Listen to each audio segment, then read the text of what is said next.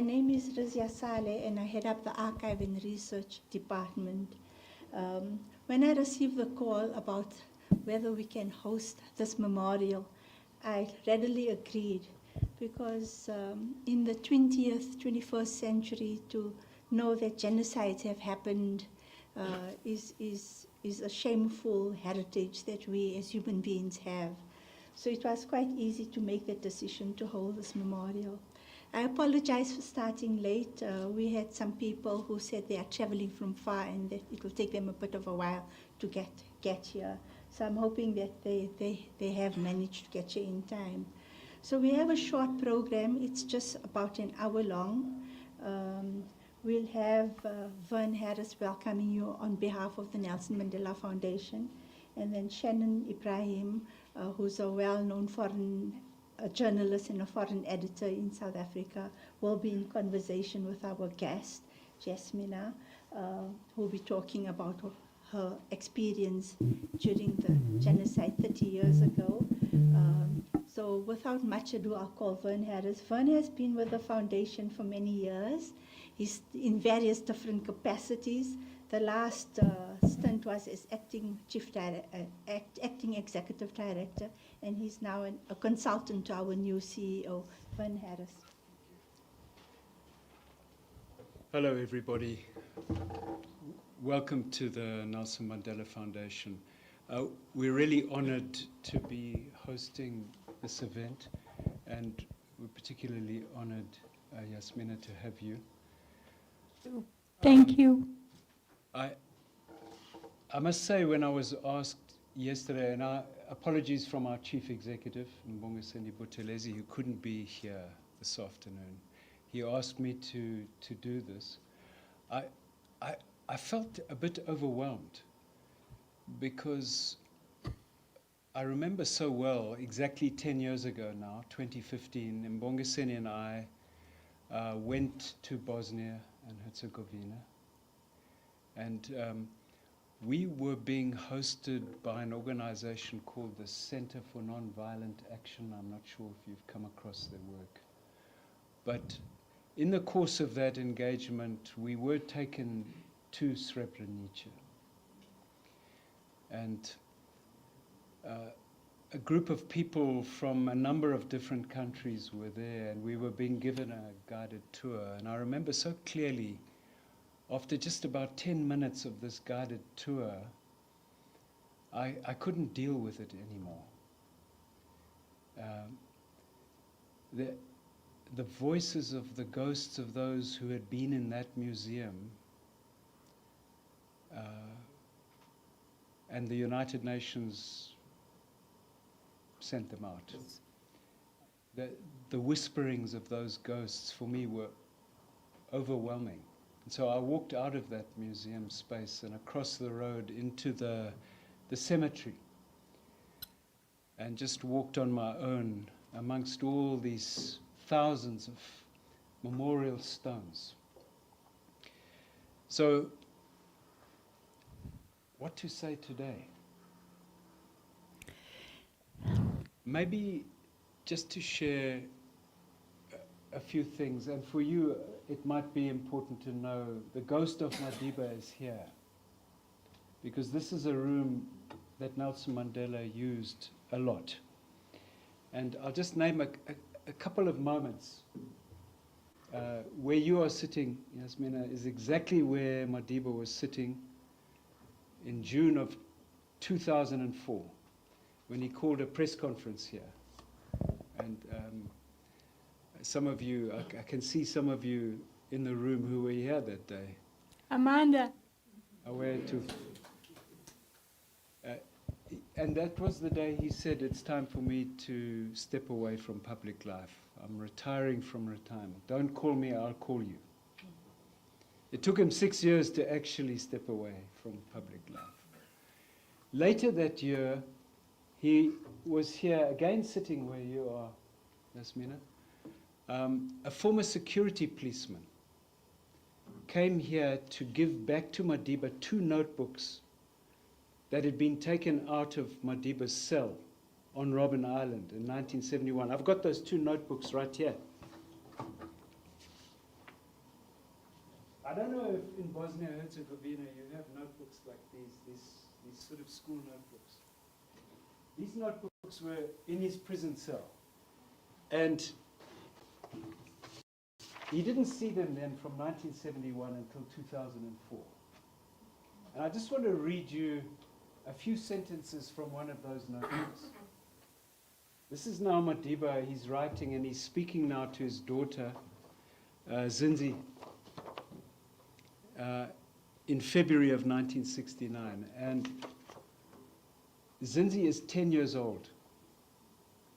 She hasn't seen her father for 7 years. And he's writing to her, and he says this: "You say your heart is sore because I am not at home. You want to know when I will come back. I do not know, my darling, when I will return. You will remember that in the letter I wrote in 1966, I told you that the white judge had said I should stay in jail for the rest of my life. It may be long before I come back. It may be soon. Nobody knows when it will be, not even the judge who said I should be kept here. But I am certain that one day I will be back at home to live in happiness with you until the end of my days. Do not worry about me now. I am happy, well, and full of strength and hope. The only thing I long for is you. But whenever I feel lonely, I look at your photo, which is always in front of me." I'm sure you've heard that Nelson Mandela came out of prison without bitterness. I don't know what's happening with the sound here. Yes. And embraced his former enemies. That's not the Nelson Mandela I got to know. For me, Madiba had a deep well of woundedness, but he had chosen to channel his anger in constructive ways. That was 2004, Madiba sitting here now facing that former security policeman who had taken those notebooks away from him. One other moment, in 2008, Madiba was sitting there and Albertina Sisulu was sitting there. They were both turning 90 years old. And we had a competition for school children, an essay writing competition. And so the winners of that competition were here now to meet with Madiba and Ma Albertina. So this room is full of ghosts. You need my... Thank you. Maybe just a few words about the work we keep doing. The work we do in the world is all about listening to ghosts. Because Madiba gave us a mandate to contribute to the making of just societies, here in South Africa, but globally as well. And the idea of justice is unimaginable unless you listen to the ghosts of those who have died fighting for justice. But also, you have to listen to the ones who are being ghosted by power. Now, the living ghosts. And even here in South Africa, we have democracy, but for so many of our people, the majority of our people, freedom has still not come. So we have to listen to the voices of those who are not yet free. But we also have to listen to the ghosts of those not yet born. So why do we have a center of memory? Why do we keep the notebooks? So that we can be inspired to keep fighting for that just society, so that our children and our grandchildren, those still to be born, will inherit a better world than the one that we live in now. We will keep fighting for that world of Madiba's dreams. We're honored to have you here today, and I'm sure you've heard about the work we're doing around Palestine. We will keep contributing. Our chief executive and other staff will be in New York next week to speak at the United Nations. We're putting pressure on the UN to create a new special committee on apartheid We had one many years ago, but there's a new form of apartheid that we have to be fighting. So we will keep doing that work, and we're inspired by you, and we hope that you find today's event meaningful. Thank you, everybody.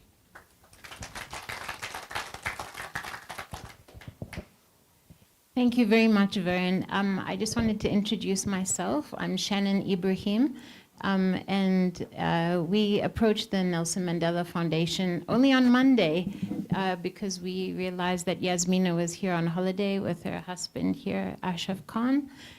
They live in Canada, in Edmonton, and I think it was a very, very special wish of Jasmina's to have this memorial. And I really want to thank you all for gracing us with your presence, because we were planning just to have something outside the Mandela Foundation, maybe in the parking lot by the Mandela statue, maybe just with some of the family that's here. And it's really nice that you took the time on a Friday afternoon to come and really commemorate something that we don't talk about enough in South Africa, which is the genocide that happened in Bosnia. And before I hand over to Jasmina, because we're going to be in conversation about what happened and how she was in the genocide, I'll just say that from my own vantage point, I seem to have been, throughout the years of my work in international relations, coming face to face with a variety of genocides. I went to Rwanda and I visited the genocide memorials in Rwanda. I went to Auschwitz, and I almost fainted when I went through the hallways of hair and suitcases, and you know, these things really shock you when you come face to face with them. And daily I'm dealing with the genocide in Gaza. That's my work, and it becomes quite depressing. But I think no genocide is bigger or more important than another, because we're all one humanity, we're all human beings. And when I've sat, especially this Sunday night, and heard over the course of 3 hours from Jasmina what she went through, I realized that people needed to hear her story. They needed to know what happened in Bosnia, and then join the dots, how similar this story is to the other genocides that I've mentioned, and how it can still happen in the future. So with no further ado, I'm introducing Ms. Jasmina Colic-Khan. And thank you very much for being with us. She's only here for this week, and they're leaving for Canada on Sunday. So I really appreciate you being here. And this is your special day. You wanted to do this on the anniversary, which is today, the 11th of July.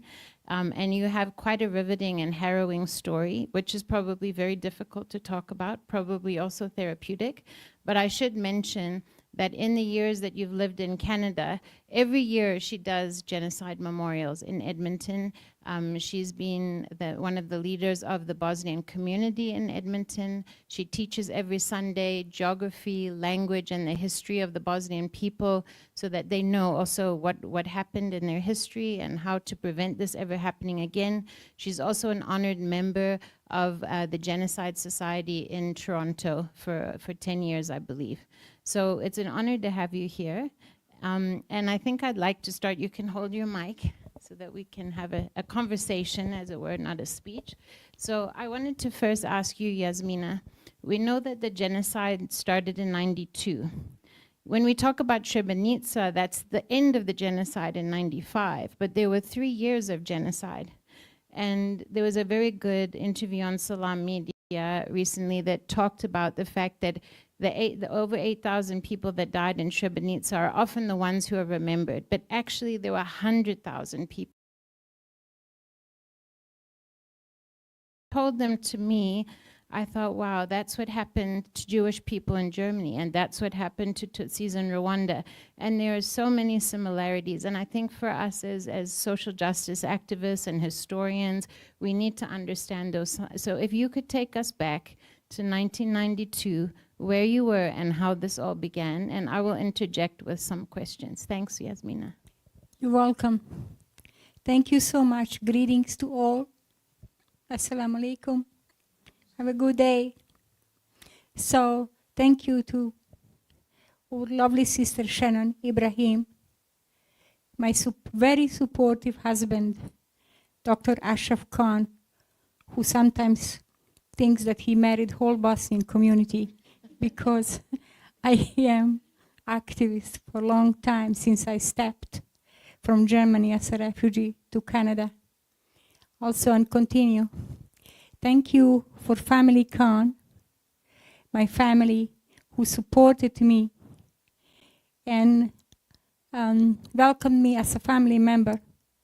Today, special thanks to Muhammad Khan, lawyer, former judge and lawyer, and teacher, principal in school, Wahida Khan, who ran so for all those posters and exhibitions to help me out today. Thank you all for being here. She already introduced me. I'm born in Bosnia, in a little town. When I say little, it was here 28,000 people named Kozarets, where all concentration camps happen in a short period of time. And actually, genocide started here in a city called Bijeljina, and the pictures splashed whole world when they were killing Muslims and shooting them with their heads on the streets, and ended here in Srebrenica when they, in 2-3 days' time and nights, killed this number, over 8,372 boys and men, and raped more in that region, all completely, over 12,000 women and girls. So, beside that, they sieged capital of Bosnia, Sarajevo, so heavily that the birds couldn't fly in and out, cut the water, food, and this is in a history, longest sieged city in a history of war. So, how I started with this, I didn't accept. I refused to accept that something like this would happen in my Bosnia. I refused because I didn't believe. We lived in peace for more than 50 years. Yes, it was a communist country, but leading to the socialism, soft socialism as well. And we had freedom, we could pray, we could, you know. So it happened like this. They sieged us, and I just heard the voice, loud warning voice, on 24th of May. Run! Run! I turned around. Where? Why? I just heard again, hide. Tanks are coming. I grabbed my baby who was 8 months old and started to run without shoes. My mother, my sister-in-law, my brother, my father, husband, everyone in the neighborhood. From there on, I changed. Many basements. I've been in forest on a rainy days and rainy night, hiding with other people. But they were bombing us with the special grenades. When they just touched the leaf on a tree, they pulsed like this, and they were killing us everywhere. So we returned back to our destroyed homes, but we couldn't stay. We were hungry, exhausted. Keep hiding changing basements. We ended in some village that they told us that they will transport us from there to the free territory one day. On June 11th, they came again with heavy tanks.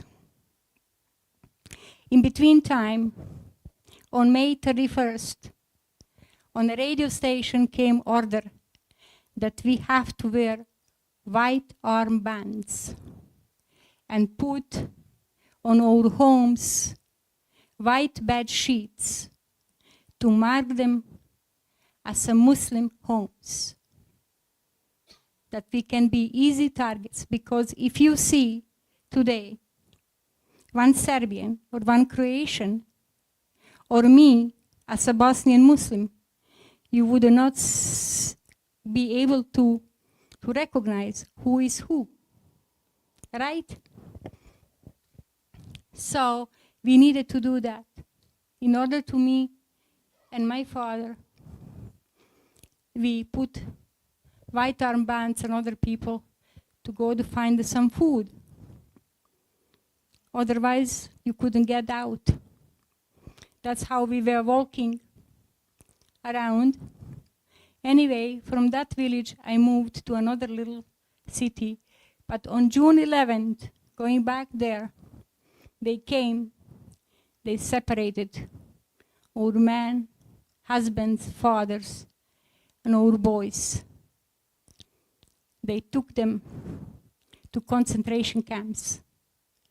Another group, the group of 60, where was my husband, late husband, and his brothers and father-in-law, some family members.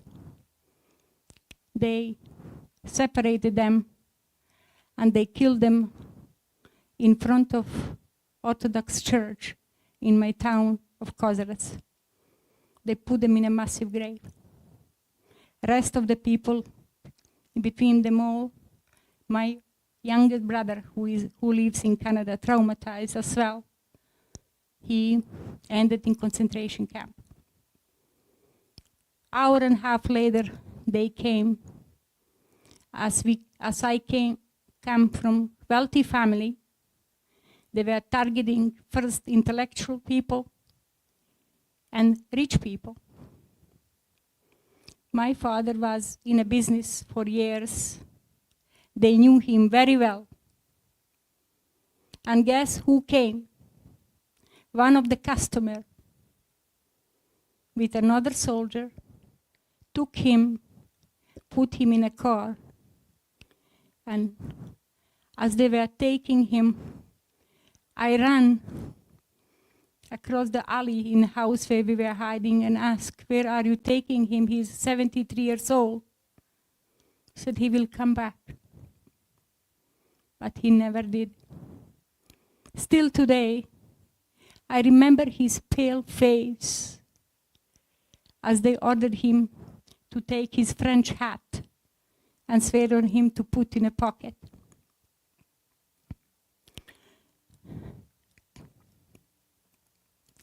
Anyway, they actually took him home. He showed them all our money and gold where was buried, as we've been advised, try to hide that. He was buying for me and my mother and granddaughter and so on for years. So he gave it to them, but after that they beheaded him in front of house. I would find him just 3 weeks later in a front alley.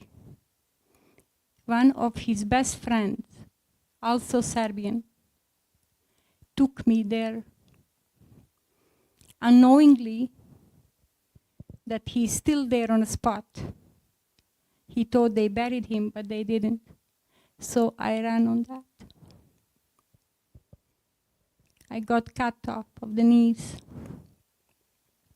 I managed to take one headache tablet from his pocket and his decomposing body and 1 cigarette. I begged them to bury him. Never happened. They throw him in one of those massive graves. That picture stick with me the rest of my life, and the moments when they were taking my husband and all those my cousins.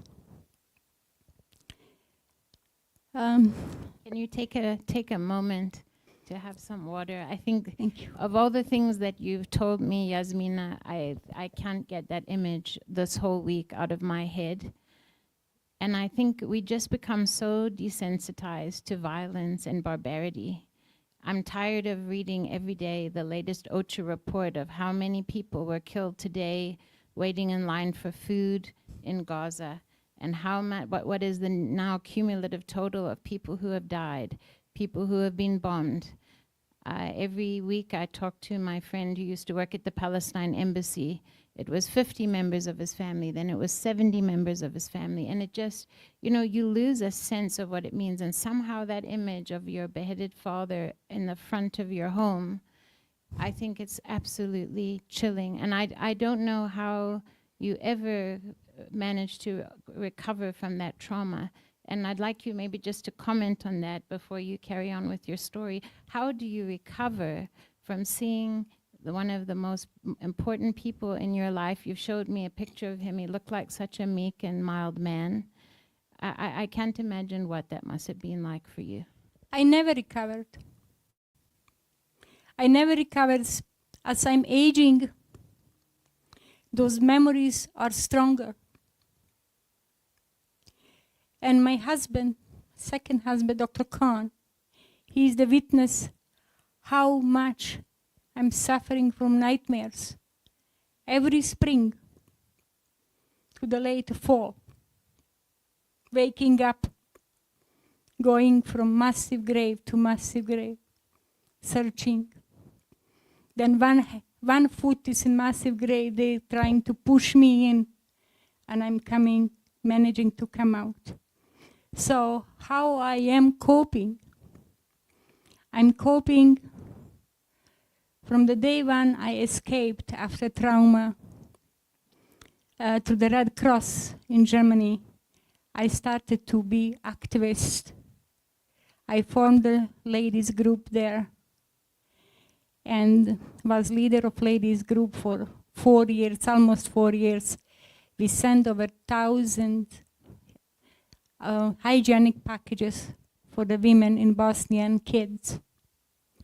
And I managed to open Bosnian library, specifically books in Bosnian language, that people can learn more about us, even though we are in the heart of Europe. They didn't know much about us. They didn't. Why? Because they were never interested. Why? Because 2 million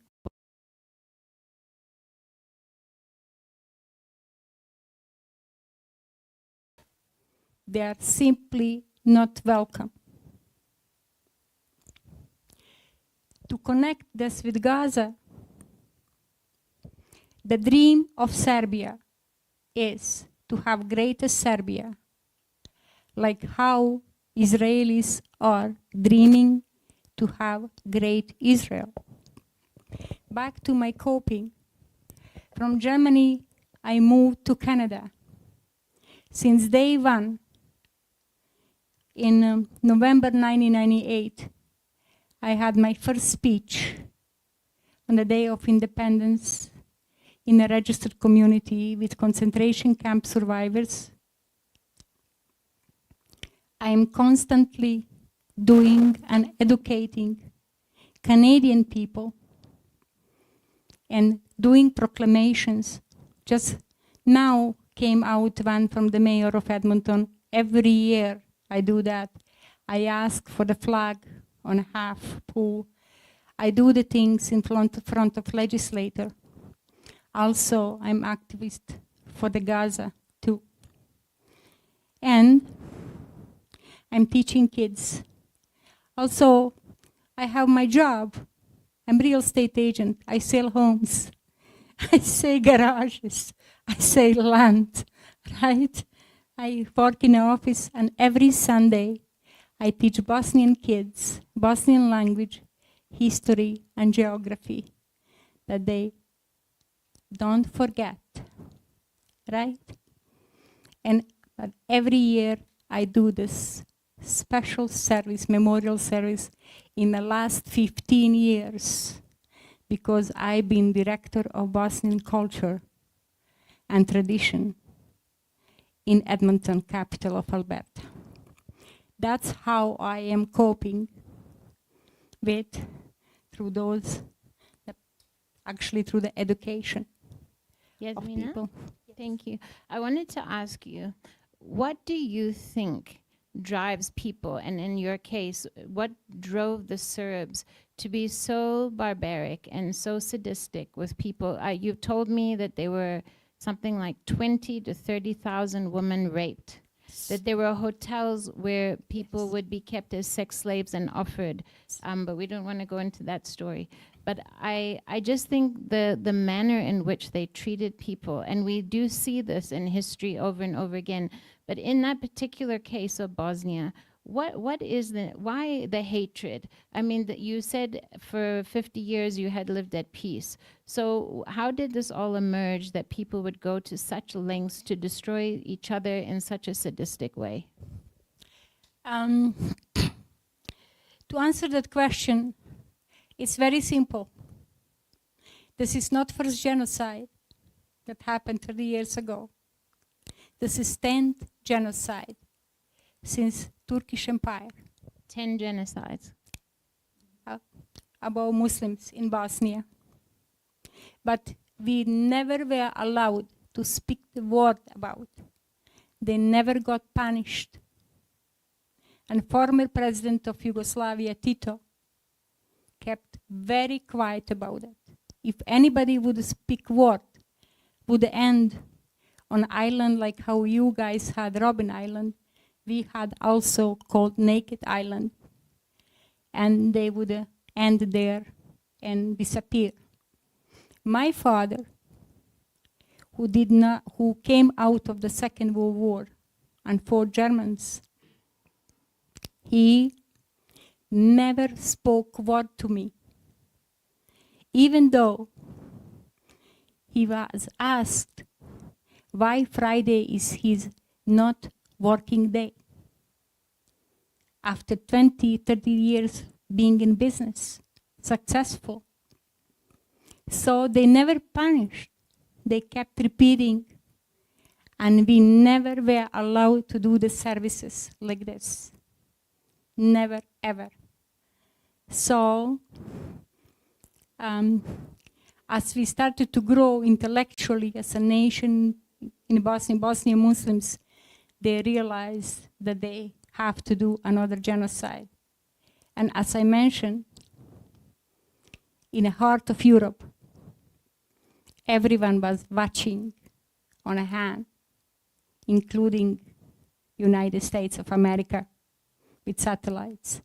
Nobody moved finger about it. That's why, and Serbs are denying still today. They denied last year in May in United Nations that they didn't do it when the resolution was declared, fully declared.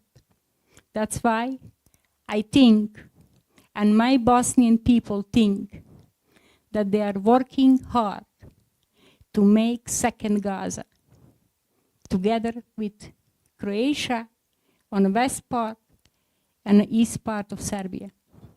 They want to divide Bosnia, because if you look the map now, here,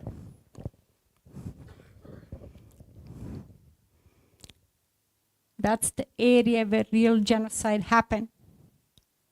And they got exactly, they got gift from world. Everywhere where genocide, that they did genocide. The yellow is theirs. The south part of Bosnia is called Herzegovina, is divided between Muslims and Croatians. But what Croatians didn't get, they're trying now politically. So when they get politically, it's getting slowly, so we will be completely locked.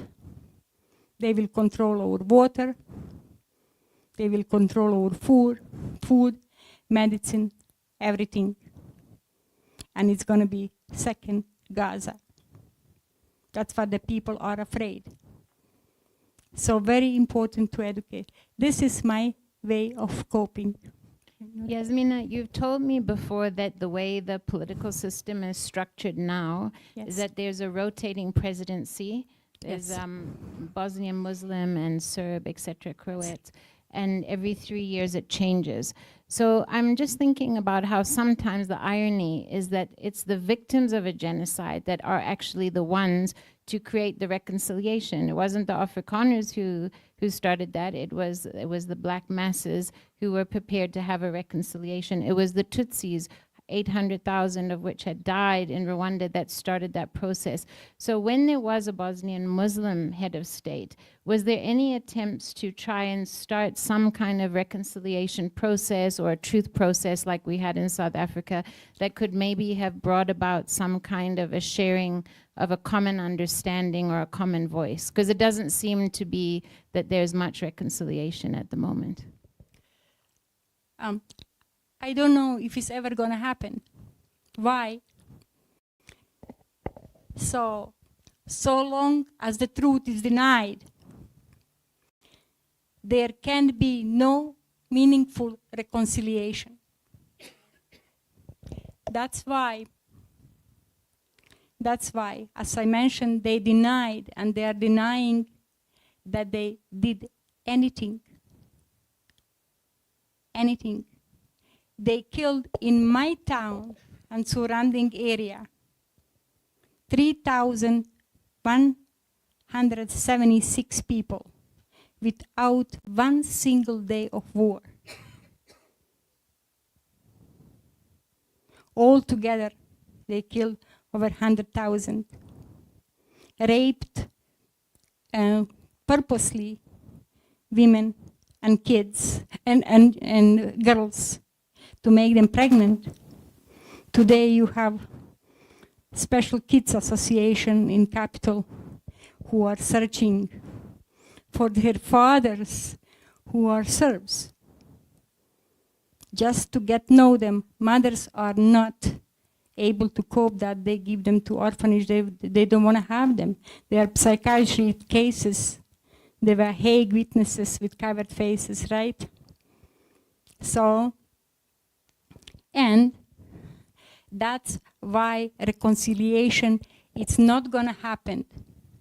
See, in Canada, it did happen between Métis people, and because Canadian government, when Harper was in the power, announced that reconciliation, it's time to start it. And it did happen. It did happen. In South Africa happened because Sir Nelson Mandela was in power enough to set up right away at the spot. In Rwanda, I don't know about Gaza and Bosnia. I doubt it. I have a hope. But just one little example. One flood happened in Bosnia a few years ago. And I asked a friend to approach Serbian people who are gathering. They have huge church and center, who are also Bosnians. They are all born in Bosnia. I asked them to have together fundraising. They said, we don't have to do anything with you. Don't ask us anything what is related to you. The famous Djokovic did huge donations, it didn't motivate them to help out. And reconciliation is not going to happen. That's my final answer. Thank you, Jasmina. There was something I wanted to mention before we open the floor to questions or comments. It was really powerful when you said in your interview last night that you gave that the soil speaks. And I was wondering if you could explain to the audience, what did you mean by the soil speaks?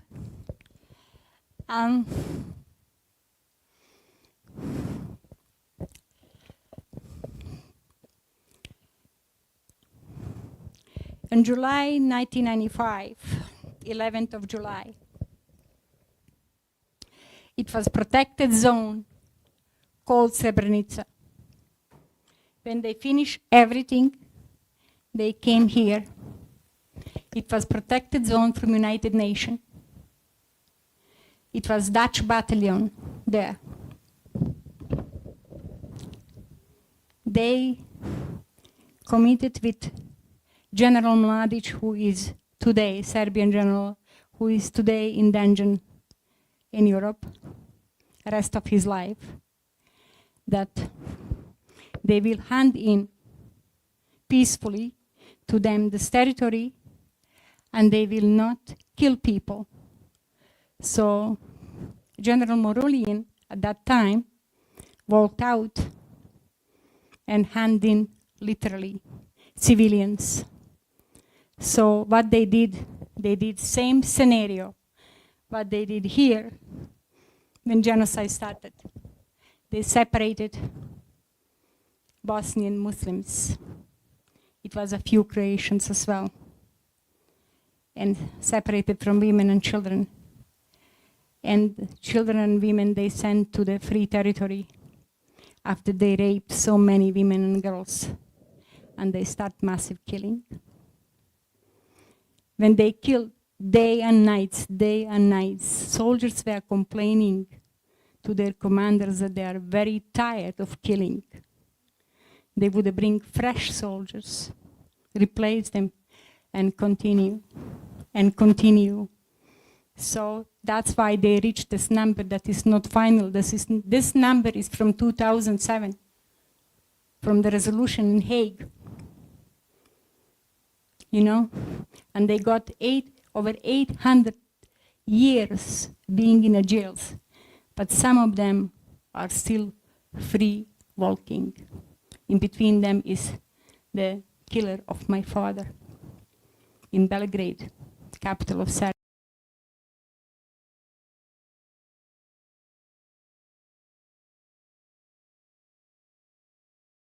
I registered myself as a witness, but they never called me to go to Hague and speak about it. Go back to that question. When I said soil speaks, they put them all in massive graves, quickly with baggers and all those digging machines. But after rainy days, the hands popped up, the feet popped up, the schools popped up. So local people, the Serbs start to talk about it. They again got baggers, machines, and they were transferring those massive graves to different locations. They even took them to Serbia, across the river. They buried them there. But soil speaks, couldn't handle it. Couldn't handle it. So those massive graves were discovered, and they found them all. Today is actually burial for another 5 that they just found out. And every year is funeral janaza as well in that center of Potocari. You have mothers today who buried their children of husbands 10 years ago from massive grave at school of head part of the head. 5 years ago, she buried hand. Another, or last year, she buried other part of body. And that's going on and on. So this is example, unique example, that one mother is burying her children or husbands or daughters 4 or 5 times. That's why soil speaks. Here in this region where I was born, it was massive grave in one piece of over 400 people, intellectuals, you know, rich people, and they discovered in 2011. So there was my late husband, his brother's father-in-law, my uncle, my school friends, my neighbors. And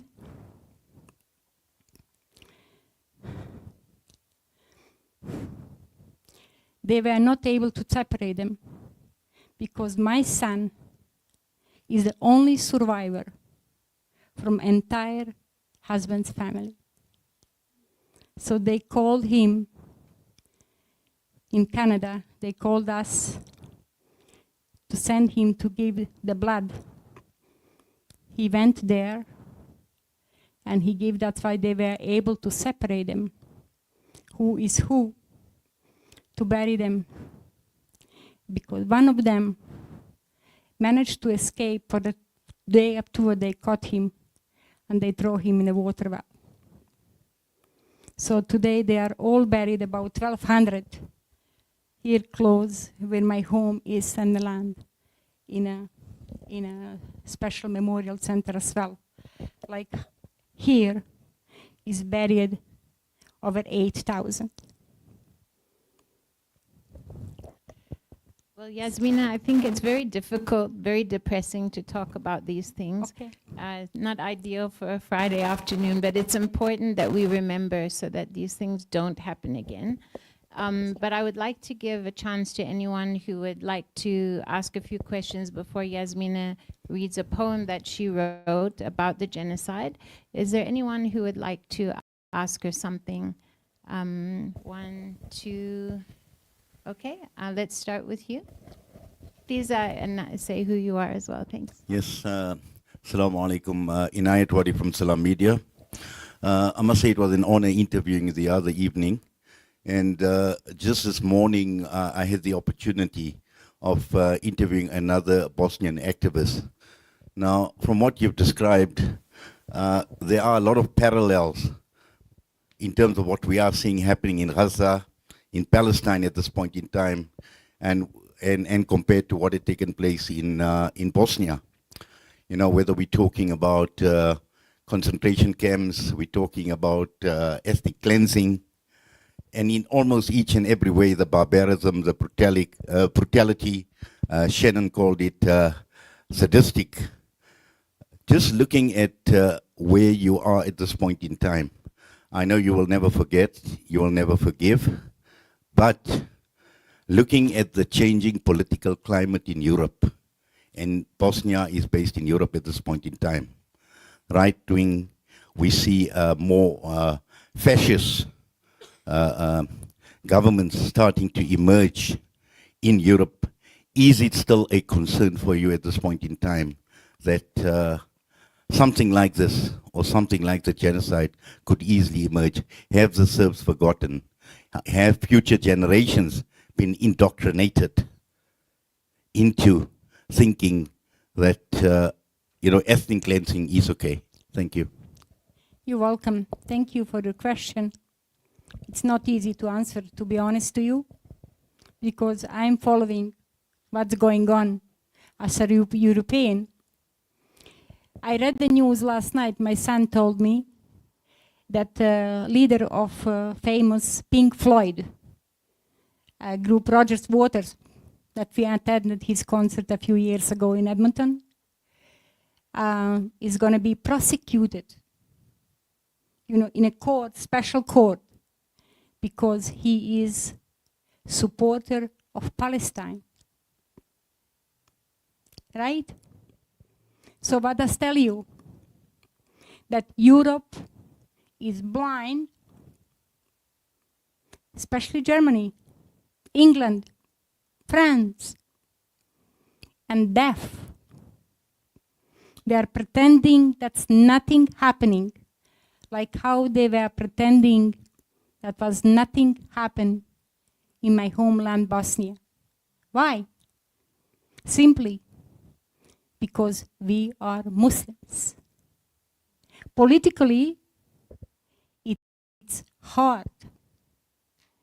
Europe is going far right. We see that. We see the way how they speak, how they support sending the mass destructive weapons there together, hand by hand with United States. We have to say this loudly. And it's going to be hard, sir, for future generations. It's going to be hard, same like to how we are hard to get a word through about what happened to us, just because we are Muslims. Even though Bosnian Muslims they are very secular Muslims.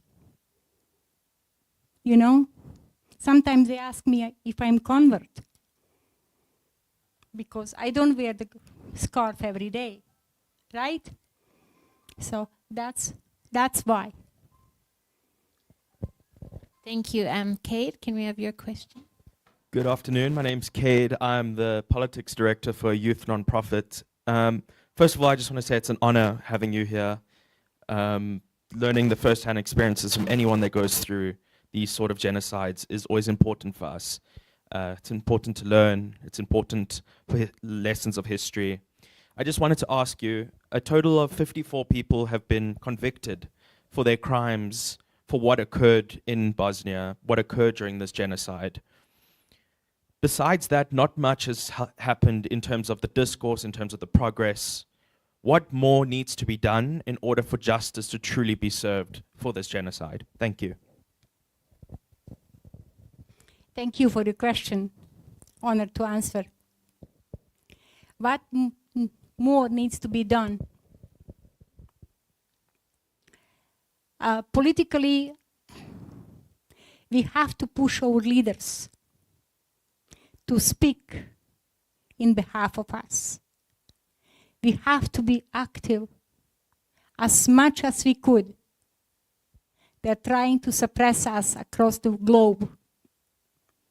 Even though those protests for Gaza, the protests that they were going in at that time, for example, in Germany, I was in a protest in Berlin where there was 100,000 Bosnians and German people together. But we were weak. Leaders, they have to get united and push through. That's why, and those who are committing genocide, giving the orders, for example, like Netanyahu today, he walks free in Washington, right? Comes to the secret meeting, eyes to eyes with Trump, with no stopping, which wasn't case with other leaders. When it comes to the Muslim leaders, they lock them up, they put the sanctions on us, and also we have to be profound in the weapons and ready. Like how Iran answered hard, and they asked to sit at the table and for ceasefire. You cannot throw the stones on the tanks. I hope so I answered your question. Okay, I want to ask someone, another one, sorry, you're there, and then Nabila, and then we'll let you say your poem. Okay, thank you. Hi, Jasmina, zdravo. I'm a Bosnian who's been here for 33 years. As a young man, our mothers, our aunts packed us up, and knowing that all the men will be persecuted, as a young man, they took us to Germany and Austria, and I end up here. Here is my friend, sorry, Goran, who went through a similar situation. Sorry. But somehow,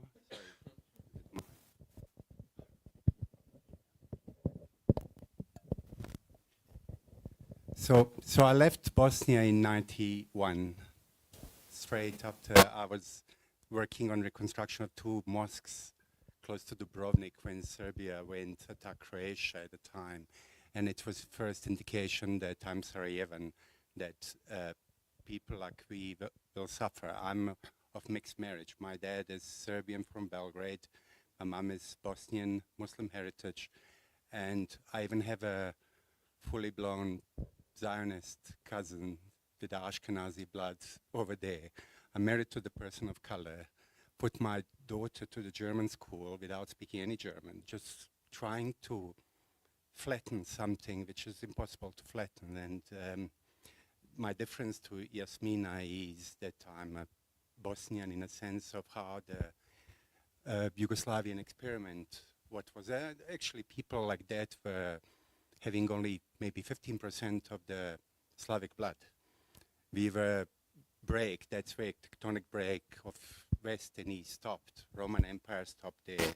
Small city in Serbia gave 11 Roman empires. People don't understand our history and how we engage every 50 years we have a war.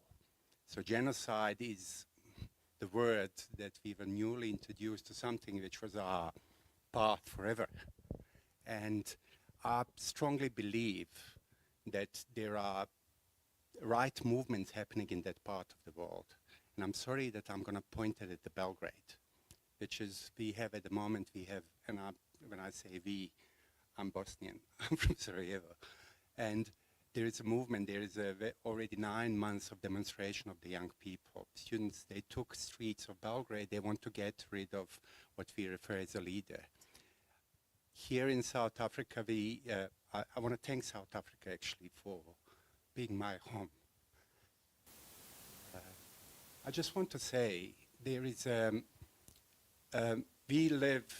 live as a convenient activist. I'm not activist like some of you that I know who understand sustainability of being activists, who follow up and maintain what has to be.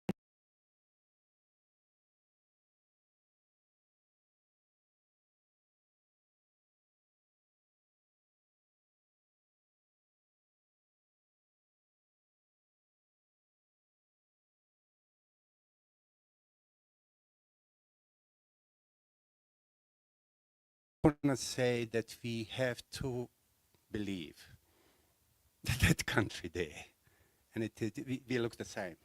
Goran is half Croat, half Muslim. I'm half Muslim, half Serb, whatever. Yes, me. That our children have a future. My daughter Sofia is at the moment Sarajevo, going through the most amazing time. So this is to be remembered. But I would really like to be positive about what can happen there. I'm trying to be positive now about what's happening in Gaza. I'm clueless because I don't have that perspective. I don't have that distance towards that. But I just want to tell people that there is a chance that things will be better there, because generation like mine and older than me have to go. And we have to understand the young people which are bringing changes in our society. And it's a system. I wouldn't call any particular person there. Thank you. What is your question, sir? What is your question? It's not a question. I wanted to make a statement, say that there are two Bosnians here. And I just want to say we are here in South Africa, and to thank South Africa for being here. I'll just quickly reply to this. As long as it's one between us that believes and supports positively that we will come out of this, we have hope and we have chance. Just one example. I finished nursing school long ago, 79, in a city of Banja Luka. With me, my classmate was Vesna Brkic. In the middle of the massacres, I was afraid to go to find the doctor because they killed the Muslim doctors and Croatian doctors. In fact, they killed the doctor who delivered the baby, my baby, same night. I went there, I took the courage. I went to the hospital, I said, they passed the oath that they will help human beings. I found that lady, Vesna. She saw me and she asked me, what are you doing here? I said, I need your help. My son has high fever and I'm afraid. She said, don't go anywhere. She locked me in her nursing station room. She ran for penicillin and one-use injections. And she gave me alcohol.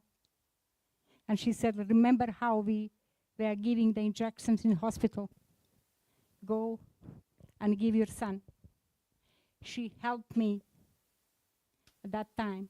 As I said, as long as it's one, myself, I believe that Bosnia will have again like that peace that we lived together, how we lived in 50 years. I am positive, even those old obstructions and everything, I am positive. Yeah, we have will to make have it. hope. We have to have We hope. So we're going to have the last question from Nabila, who's a South African who's based in England at the moment and also a Palestinian activist. Thanks. Thank you. I don't think this, is it okay if I don't use this? Yeah, you can use this. Okay.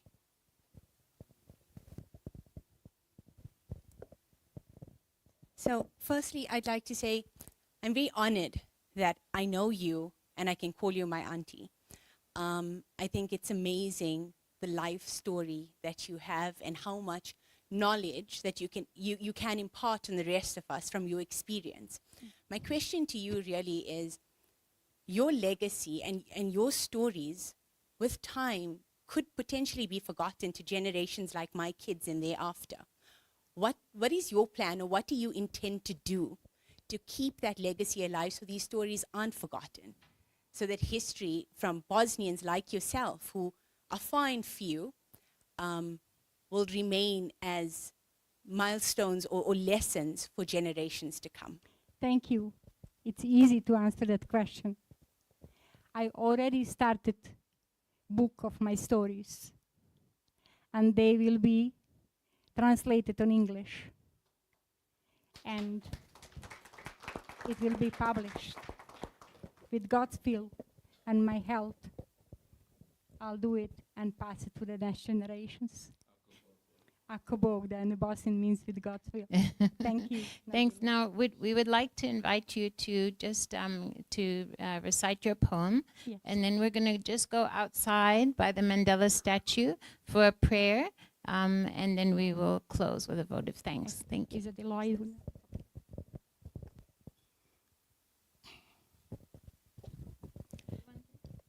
Yes. I need them.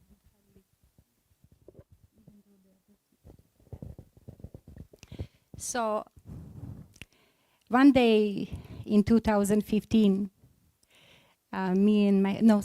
2014, I believe, me and my husband were visiting capital city and walking through the famous part called Baščaršija in Sarajevo. And I slept in. It was exhibition about Srebrenica. He didn't know where I am. I got stuck. I was stoned. What I'm hearing, it was actually story of one mother. I got cold. My body was frozen. He found me. Sorry. and asked me, "Where are you?" I just grabbed his hand and said, "Hold on. I wrote this poem for this woman who is still alive. And it's called Agony of Srebrenica Mother." It's hot, scorching, sultry. The air is burning. We are waiting. Thousands of Bosnian souls. Mother's cries, children's screams, sharp words from the mouths of the foes, turning agony of waiting into hell. Mother, they just took father and my brothers and uncles and even grandpa, mother. Ah, Williams, I cried, wringing my hands in despair, looking toward the sky, not breathing. They will take me too. I hear the voice of my youngest son. Don't let them take me, mother. Don't give me to them. Put a kerchief, scarf on my head, so they will believe I am the girl. Hide me, please. Don't fear, my dear. I will never give you up. They won't take you. You are just a little child. Don't fear. Stick with me. Stick with me. Closer. Your mother will never give you up. Apple of my eye. You leave the child. A sharp voice stabbed me in the heart. Don't take him. He's still a child. Don't take him. He's not yet 14. Don't leave me, mother. My dear mom, tell them again, please. I don't want to go there. The other side, with father, with my brothers, uncles, grandpa. No. No. I cried too. No. I beg you. They snatched him from my arms. They took my youngest one, my Abid. I stood there petrified, watching him leave, cursing him one more time, with my eyes. He was not 14 yet. It's hot, scorching, sultry. The air is burning. And they, fields, chetniks, monsters, Serbs, are giving chocolates to the little ones to stop them crying. Oh God, what kind of souls they are. Then, on the July 11th of 1995, and also yesterday, today, and tomorrow, and until the moment when death comes to take me, the hands of my youngest son, Abid, will tremble in my stomach and in my chest. Don't forgive them, mother. I hear the message of my sons. Don't forgive them unless they confess in a loud voice.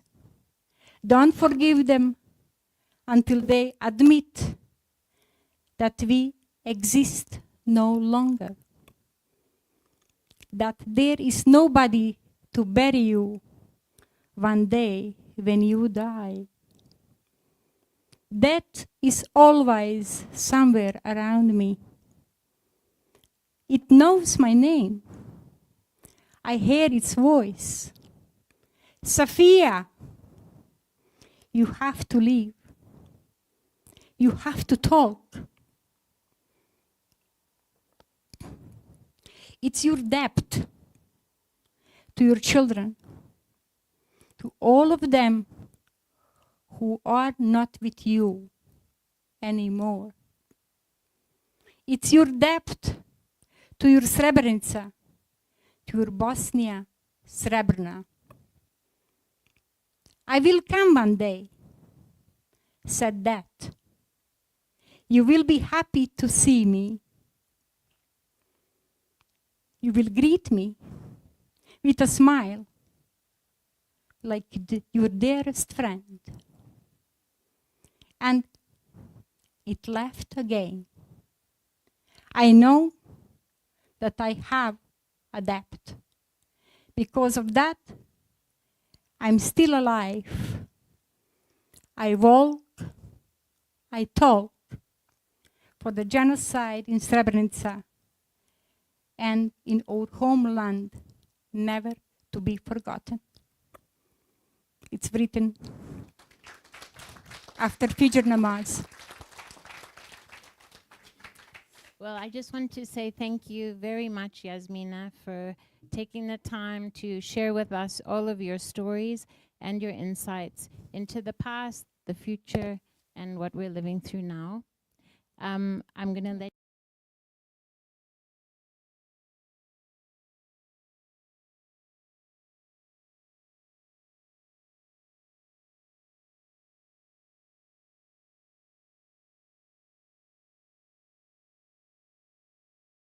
make a comment, and then I'd like us all to just move outside to the Mandela statue. Thanks. Thank you. I just want to say that not all Serbians are monsters. There are a few Serbians that helped the Bosnians. Remember the old lady who stopped the bus and gave you food? Or that Vesna, the Serbian lady, gave you penicillin. So I don't want you to leave thinking that all Serbians are. It's not true. That's a very important point. So thank you very much for coming. And if we can all go to the Mandela statue, I think Razia will lead the way, and then we'll just have a prayer. Thanks.